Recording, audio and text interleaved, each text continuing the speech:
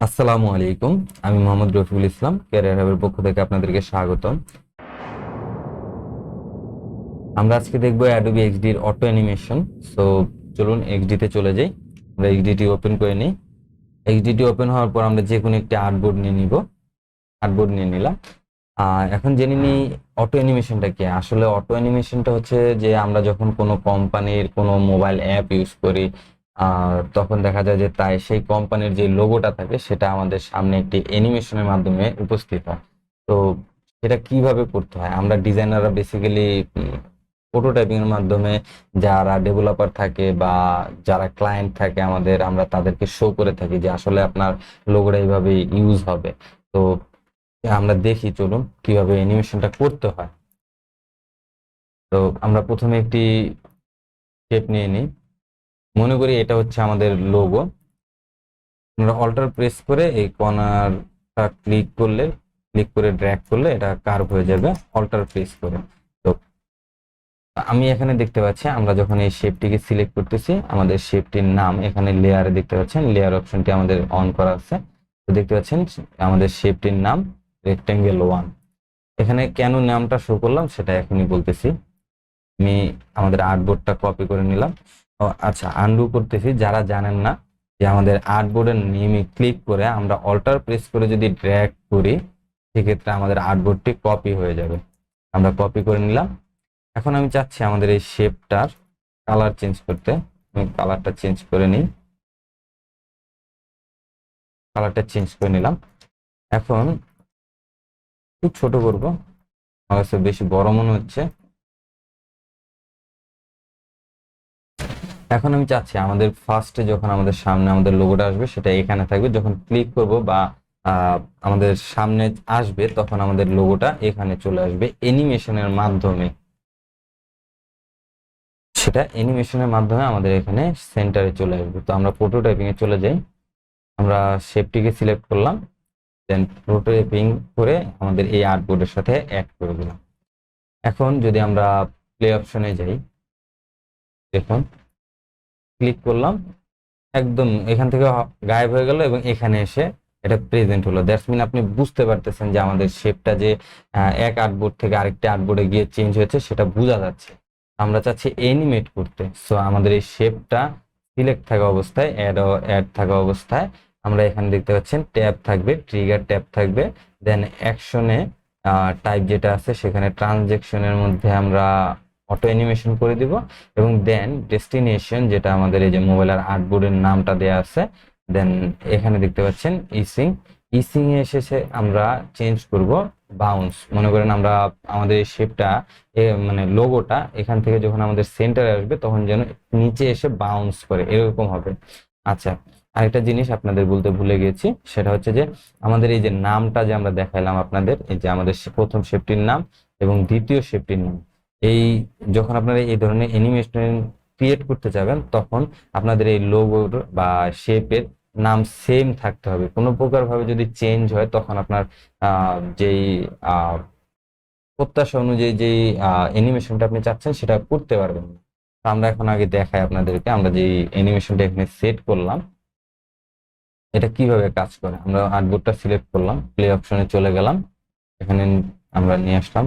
এখন আমরা লোগোতে ক্লিক করলাম, দেখতে পাচ্ছেন কিভাবে এটা বাউন্সলি, মানে আই মিন মনে হচ্ছে যে সেম পেজ বাট এনিমেটলি এটা নিচে চলে এসেছে অ্যানিমেশন হয়ে। তো আবার আমরা চাচ্ছি আমাদের এই শেপটা সেম ভাবে এখানে আমরা অ্যাড করে দিলাম এই আর্টবোর্ডের সাথে, এবং ইসিংটা আমরা সেম রাখলাম বাউন্সি। দ্যাটস মিন হচ্ছে যে আমরা যখন আবার এটাতে ক্লিক করব তখন আবার এই সেম লোগোটা উপরের দিকে চলে যাবে এবং বাউন্স করবে। তো আমরা যদি এখন অ্যানিমেশনে যাই, প্লে অপশনে গিয়ে আমরা ক্লিক করলাম, দেখতে পাচ্ছেন নিচের দিকে এসে বাউন্স করেছে। আবার এটাতে ক্লিক করলাম, দেখতে পাচ্ছেন উপরের দিকে গিয়ে বাউন্স করেছে। তো আপনারা এইভাবে অ্যানিমেশনটা করতে পারেন। তো আরেকটা জিনিস আপনাদেরকে দেখাতে চাচ্ছি, ডিজাইনে গেলাম, ডিলিট করে দিলাম। এখন আমরা চাচ্ছি একটি বাটন তৈরি করতে। আমরা যদি একটি বাটন তৈরি করি,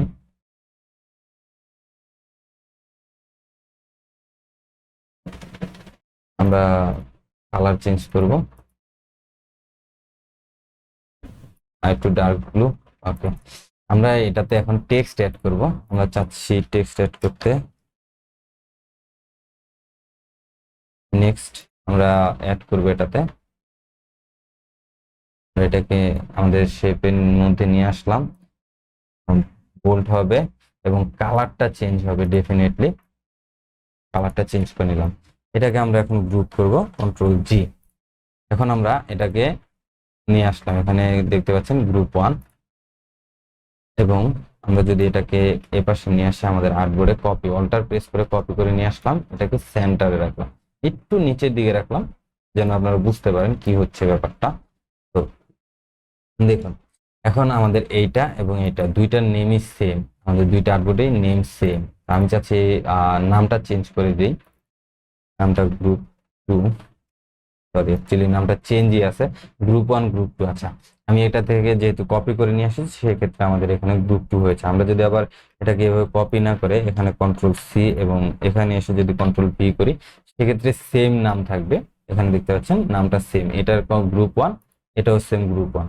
আমি যেটাকে নামটা চেঞ্জ করি গ্রুপ 2, ওকে গ্রুপ 2 করে দিলাম। এখন আমি এটার কালারটা চেঞ্জ করব, কালারটা একটু ব্লুইশের মধ্যে করতে যাচ্ছি। ওকে এখন আমরা এটাকে করলাম। এখন একটা জিনিস খেয়াল করবেন, আমাদের এই বাটনটা আমাদের এই পেজে নেই, আবার এই বাটনটা আমাদের এই পেজে নেই, বিকজ এখানে কালারটা চেঞ্জ আছে। তো কালারটা চেঞ্জ করলাম এই জন্য যেন আপনারা খুব সহজে বুঝতে পারেন। আমরা এখন প্রোটোটাইপিং এ যাই, এখান থেকে ক্লিক করে আমরা এখানে নিয়ে আসলাম, এখান থেকে ক্লিক করে আমরা এখানে নিয়ে আসলাম। এটা কিন্তু আপনার এনিমেট হবে। হ্যাঁ, দেন আমরা যদি এটাকে দেখি প্লে অপশনে যাই, নেক্সট করলাম, এখানে একটা সামান্য লাইটিং টাইপ হয়েছে, আপনারা খেয়াল করছেন কিনা জানি না। আরেকবার দেখাই আপনাদের সামনে, এই যে দেখছেন এটা লাইটিং টাইপ, দেন কালারটা একবার আপনার জ্বলে উঠতেছে দেন আবার নিভে যাচ্ছে। এখানে দেখেন এই যে সেম কালারটা একবার জ্বলে উঠতেছে দেন নিভে যাচ্ছে, এরকম টাইপের। তা আমি চাচ্ছি এটা থেকে আমাদের এই যে বাটনটা আছে, আমাদের এই যে বাটনটা আছে এই বাটনটা আমরা এখানে নিয়ে আসব এবং এই বাটনটা আমরা এখানে নিয়ে আসবো। আমরা কন্ট্রোল সি করলাম, এখানে এসে কন্ট্রোল ভি করলাম এবং এটাকে আমরা একটু ডাউন নিয়ে আসি 1 2 3 4 5 6 এবং আমাদের এই বাটনটা আমরা কপি করতেছি এবং এখানে এসে পেস্ট করতেছি। এখন এটাতে আমরা চাচ্ছি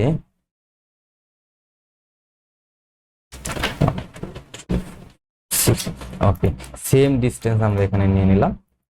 আমরা এখন চাচ্ছি যে আমাদের যে প্রোটোটাইপিংটা হবে আমরা এখানে কানেক্ট করাই আছে দেখতে পাচ্ছেন। তো আমরা যদি এখন প্লে করি দেখেন একটা জিনিস কি হয়।